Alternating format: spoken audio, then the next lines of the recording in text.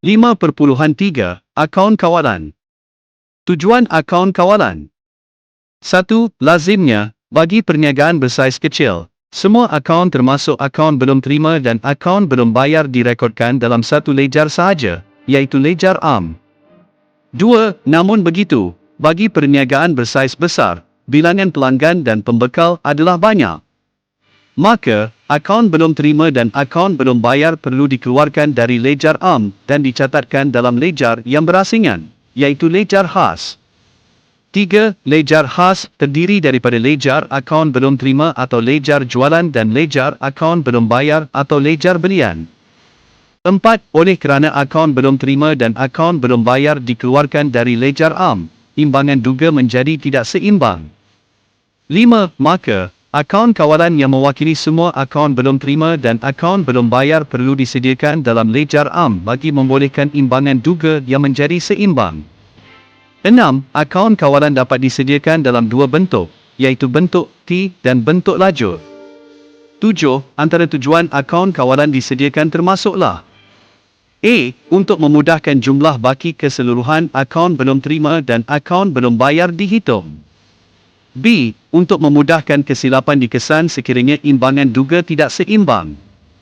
C. Untuk memudahkan penipuan dan penyelewengan dikesan. D. Untuk mengimbangkan ledger am. Jenis akaun kawalan. 1. Akaun kawalan terdiri daripada akaun kawalan belum terima dan akaun kawalan belum bayar. 2. Akaun kawalan belum terima merupakan akaun yang disediakan dalam ledger am untuk mewakili semua akaun belum terima yang terdapat dalam ledger jualan. 4. Akaun kawalan belum bayar merupakan akaun yang disediakan dalam ledger am untuk mewakili semua akaun belum bayar yang terdapat dalam ledger belian. Buku catatan pertama sebagai sumber maklumat kepada penyediaan akaun kawalan. Rujuk muka surat 118 dan 119. Penyediaan akaun kawalan belum terima secara manual atau berkomputer. Rujuk contoh di muka surat 120. Penyediaan akaun kawalan belum bayar secara manual dan berkomputer. Rujuk contoh di muka surat 121 dan 122. Sebab-sebab akaun kawalan belum terima dan akaun kawalan belum bayar berbaki minoriti. Baki kredit, minoriti, dalam akaun kawalan belum terima. 1. Akaun belum terima berbaki debit kerana akaun belum terima merupakan aset kepada perniagaan. 2. Namun begitu, ada kalanya akaun belum terima juga berbaki kredit, minoriti. 3. Antara sebab-sebab akaun belum terima berbaki kredit, minoriti, termasuklah: A. Bayaran oleh pelanggan melebihi hutangnya.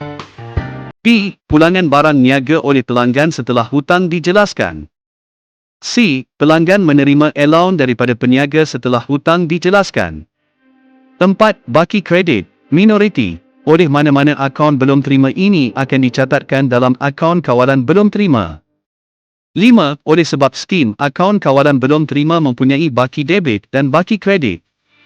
6. Lazimnya, nilai baki debit akaun kawalan belum terima lebih besar daripada nilai baki kreditnya.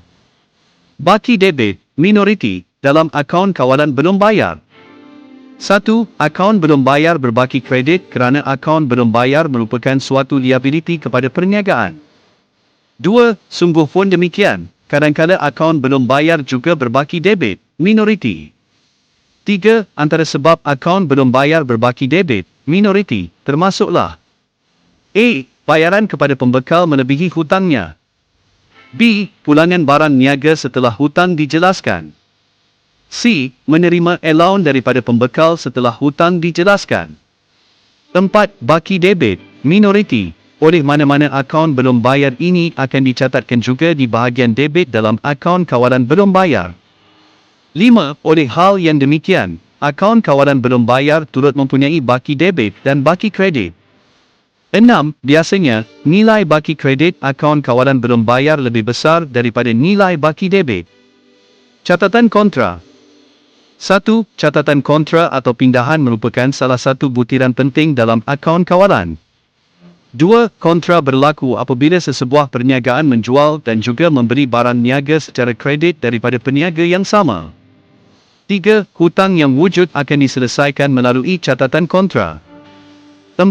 Catatan kontra dilakukan dengan cara memindahkan baki akaun yang mempunyai baki yang lebih kecil ke akaun yang mempunyai baki yang lebih besar. Kesannya, hanya satu amaun sahaja yang akan wujud dan perlu dibayar atau diterima oleh perniagaan. 5. Terdapat dua bentuk catatan kontra atau pindahan, iaitu A. Pindahan dari ledger belum terima ke ledger belum bayar. B. Pindahan dari ledger belum bayar ke ledger belum terima. 6.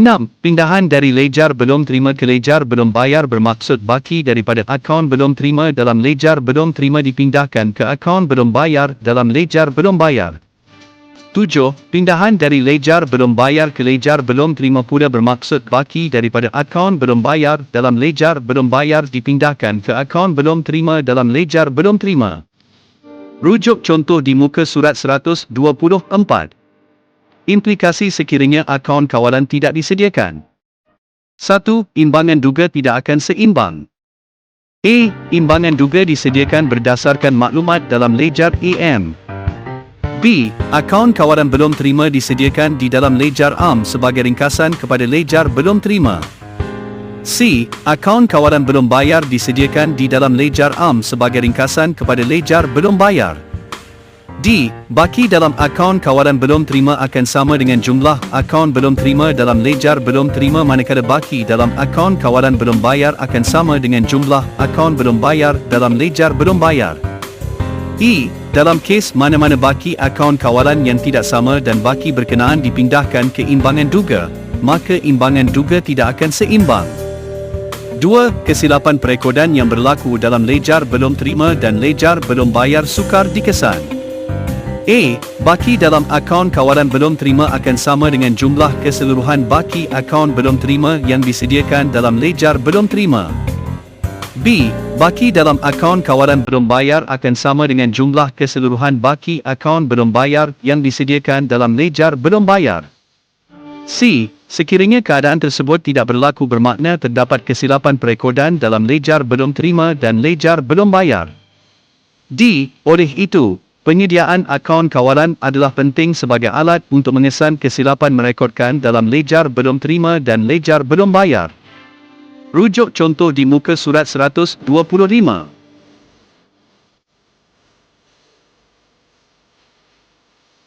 Terima kasih kerana menonton.